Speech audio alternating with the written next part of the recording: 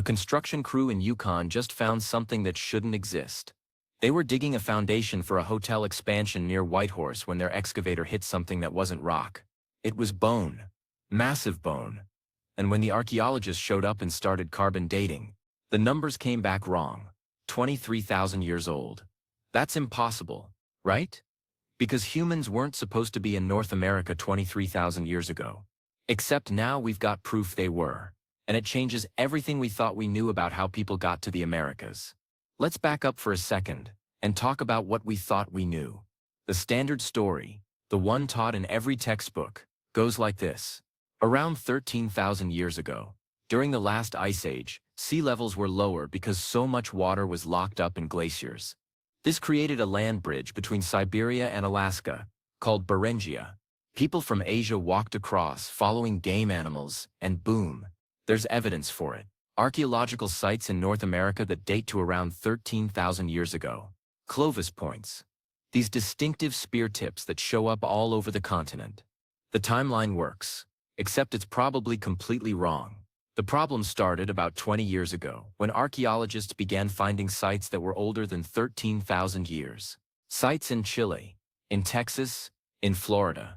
Carbon dating kept coming back with numbers that didn't fit the timeline. 15,000 years. 16,000 years. Some even older. But the archaeological community pushed back hard. The dating must be wrong. The samples were contaminated. The methodology was flawed. Because the Clovis first model was settled science. And you don't overturn settled science without extraordinary evidence. Well, the Yukon discovery is extraordinary evidence. And it's not alone. In the past month, January 2026, 3 separate discoveries across North America have completely demolished what we thought we knew about human migration to the Americas. We're talking about a complete rewrite of prehistory. The Yukon site is the headline grabber because of what they found alongside those bones. They found tools. Stone tools. Clearly worked by human hands. They found a hearth. A fire pit with charcoal that dates to the same period. And they found something that made the lead archaeologist actually drop his clipboard.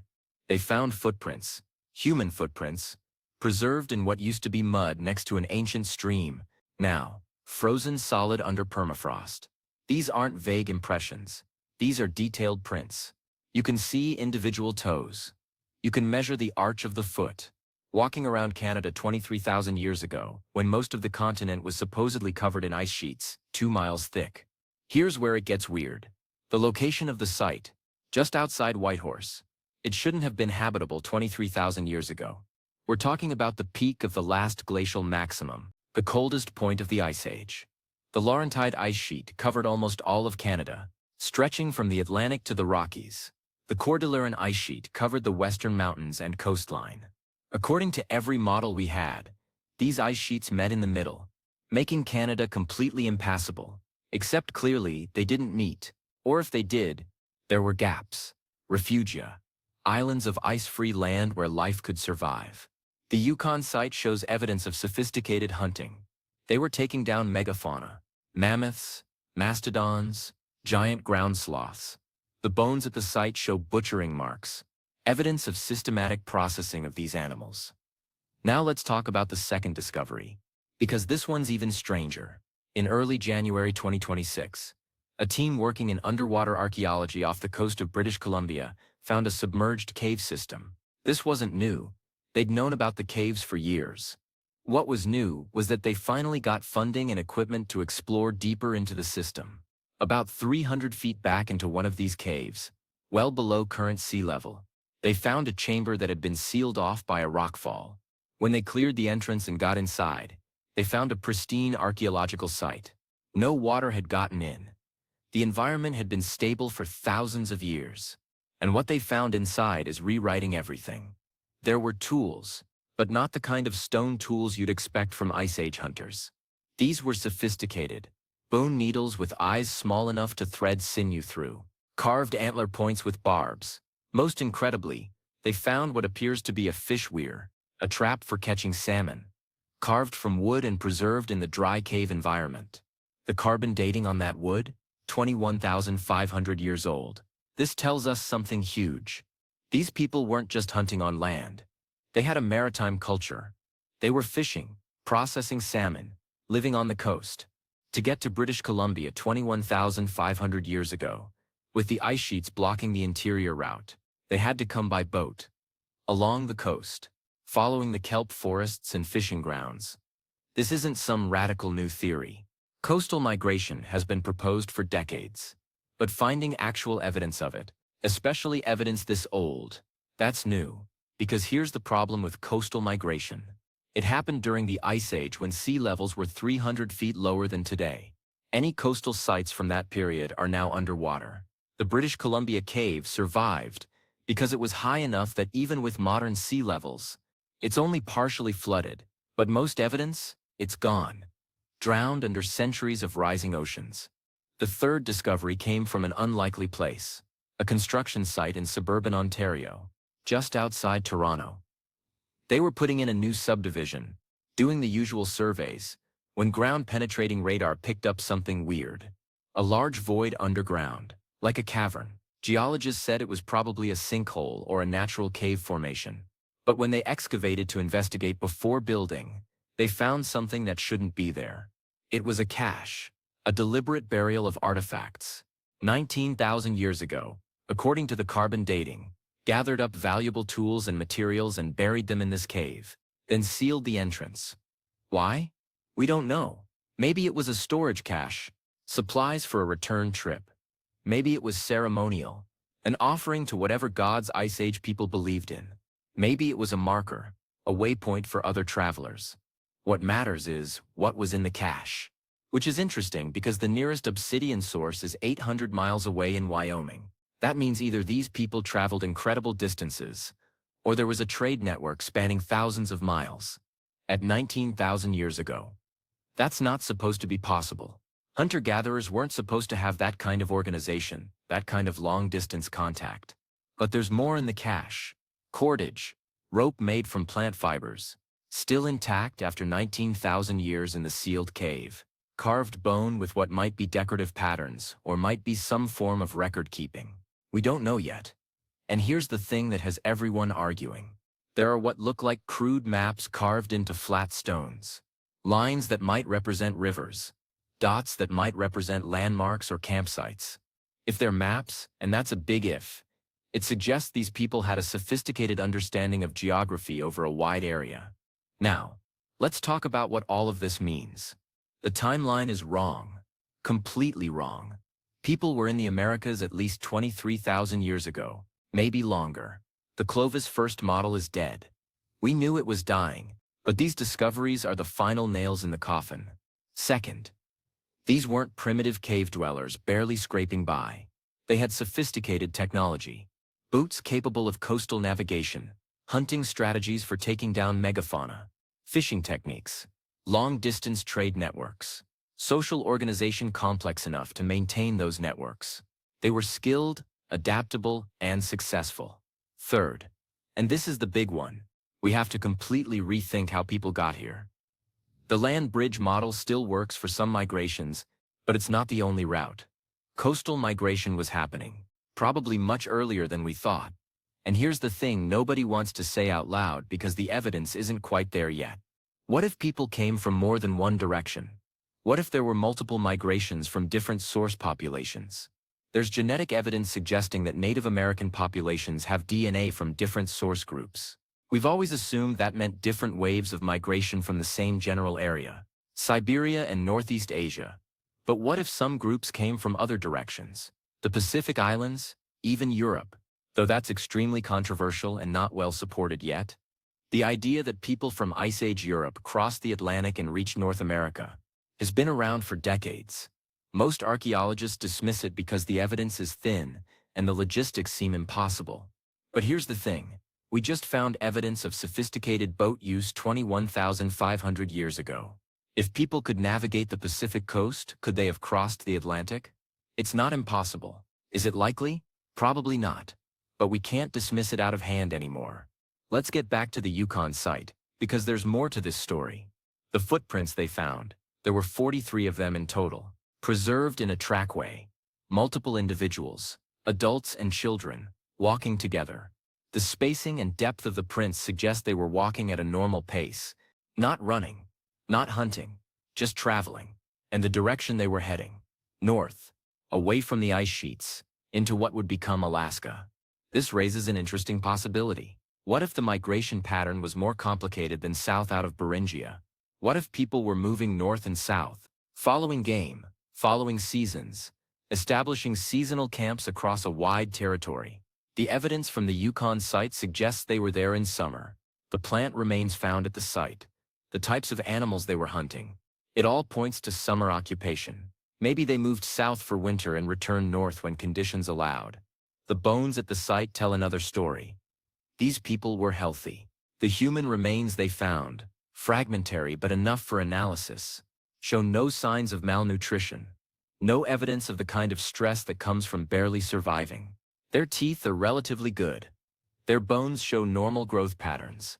They were eating well, living in a stable environment, successful in their adaptation to Ice Age conditions. But here's something that doesn't make sense. The site shows evidence of sudden abandonment. The hearth had a partially burned log in it. Tools were left scattered around. It looks like people just got up and left in the middle of daily activities. Why? We don't know. Maybe a natural disaster. Maybe a sudden weather change. Maybe social conflict with another group. The site gives us a snapshot of a moment 23,000 years ago. But it doesn't tell us the whole story. The British Columbia cave site is yielding its secrets more slowly because it's underwater and difficult to access. But what they've found so far is remarkable. In addition to the fish weir, they found what appears to be a basket. It's fragmentary, but you can see the weaving pattern. Someone 21,500 years ago sat down and wove plant fibers into a basket. That's not survival technology. That's craft. That's culture. Red pigment, processed and stored in what looks like a shell container. Ochre has been found at prehistoric sites all over the world. It's used for decoration, for ceremonial purposes, sometimes for practical applications like hide processing. But finding it in this context, in a coastal cave used by maritime people, it suggests these folks had time and resources for more than just surviving. They had art. They had ceremony. They had culture. The Ontario cache is the hardest to interpret because it's out of context. We don't have a settlement site associated with it, just this collection of stuff deliberately buried in a cave. But here's what we can piece together. Whoever buried this cache was planning to come back for it. The items are valuable. Obsidian was precious. Those blades took time and skill to make. The cordage represents hours of labor. You don't just abandon that stuff. So what happened? Did they die before they could retrieve it? Did they get cut off by advancing ice sheets? Did they simply forget where they buried it? We'll probably never know. But the cache sat there undisturbed for 19,000 years until a construction crew's ground-penetrating radar found it. Here's where the scientific community stands right now, in late January 2026. There's excitement, obviously. These are huge discoveries, career-making finds. But there's also chaos. Every textbook is now wrong. Every timeline needs revision. Researchers who built their careers on the Clovis first model are scrambling to adapt. Some are embracing the new evidence. Others are still pushing back, demanding more proof, questioning the dating methods. By the way, are solid. Carbon-14 dating is well-established technology. When you get consistent dates from multiple samples using different laboratories, as they did with all three sites, the dates are reliable. But scientific skepticism is healthy. More dating will be done. The sites will be studied intensively. Competing teams will try to find flaws in the methodology. That's how science works. But here's the thing. Even if some of the dates get revised slightly, even if some of the interpretations change, the basic fact remains. People were in North America much earlier than we thought.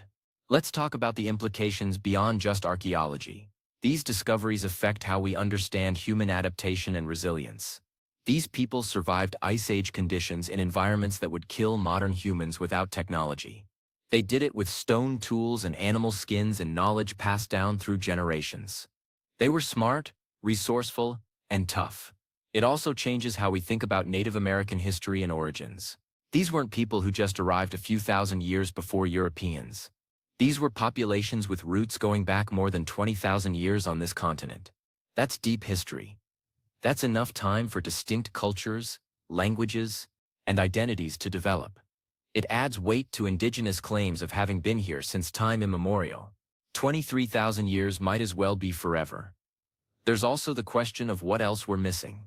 If we only found these sites by accident, during construction projects and chance explorations, what else is out there? How many sites are still buried under cities, under farmland, under forests? How many are underwater, lost to rising sea levels? How many were destroyed before we even knew they existed? The Yukon site almost got destroyed. The construction crew's first instinct was to just dig through whatever they hit and keep working. It was only because one of the workers recognized that the bones looked unusual and called it in that archaeologists got involved. How many times has that not happened? How many sites got destroyed by road construction, building projects, mining operations, before anyone realized what was there? This is why archaeologists are screaming for better protections and survey requirements. In Canada, there are laws requiring archaeological surveys before major construction, but enforcement is spotty, and the penalties for violations are minimal. In the US, it varies by state. Some have strong protections, others, not so much. And this matters because every site destroyed is history erased, information lost forever. The British Columbia cave site is protected now, designated as a heritage site. Access is restricted to researchers with permits. Good. But it took years of advocacy to make that happen. Years during which the cave could have been damaged or looted. The Ontario cache is in better shape legally, because it's on land that was already slated for development review. But there's political pressure to finish the subdivision construction. Money talks, and developers don't like delays. Here's something most people don't think about. Climate change is actually helping archaeology in some ways while destroying it in others. Melting permafrost in the Arctic is exposing sites that have been frozen for millennia. The Yukon discovery might not have been possible 50 years ago when that ground was permanently frozen solid. But at the same time, that melting permafrost is destroying sites. Organic materials that survived for 20,000 years frozen are now decomposing. Coastal erosion from changing weather patterns is washing away sites. It's a race against time. The underwater cave site in British Columbia is at risk too. Ocean acidification is changing the chemistry of seawater, which could affect preservation of materials in partially flooded caves. Storm patterns are changing, which could bring more water into the cave system. The researchers are working fast to document everything before conditions change. Let's talk about what happens next. All three sites are now under intensive study. Teams of specialists are being assembled. Geoarchaeologists to understand the landscape and climate. Zooarchaeologists to analyze the animal bones. Geneticists to extract and analyze any DNA that might have survived. Lithic specialists to study the stone tools. The list goes on. This work will take years, decades, probably. Journal articles, conference presentations, careers will be made, arguments will happen. Someone will propose a new model. Someone else will challenge it. That's the scientific process. Messy, contentious, but ultimately self-correcting. But here's what we know right now.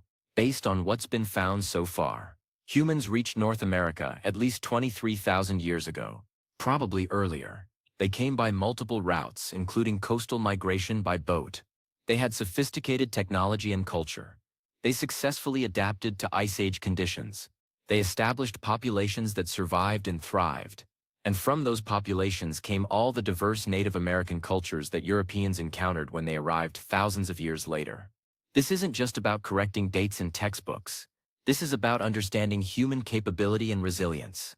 Our ancestors, and I mean all of our ancestors, regardless of where we live now, were incredible.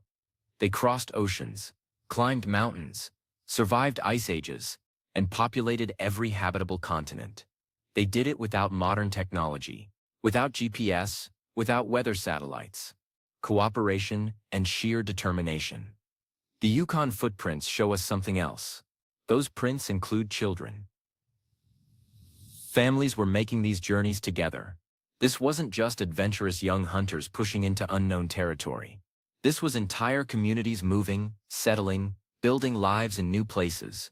Children who would grow up and have children of their own, generation after generation, building the foundation for civilizations that would last thousands of years. We're still at the beginning of understanding this story. More discoveries will come. Someone reading this might be the one to make the next big find. Maybe you'll be hiking in the mountains and spot something unusual. Maybe you'll be diving and find a cave. Maybe you'll be working construction and recognize that what you're looking at isn't just a rock. If you do find something, call the experts. Don't disturb it.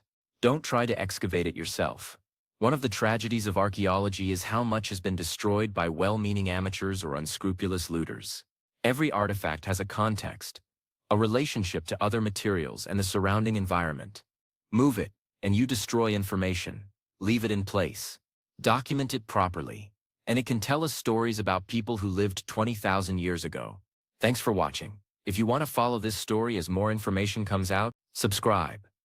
The research teams are promising major announcements in the coming months as analysis continues. This is history being rewritten in real time.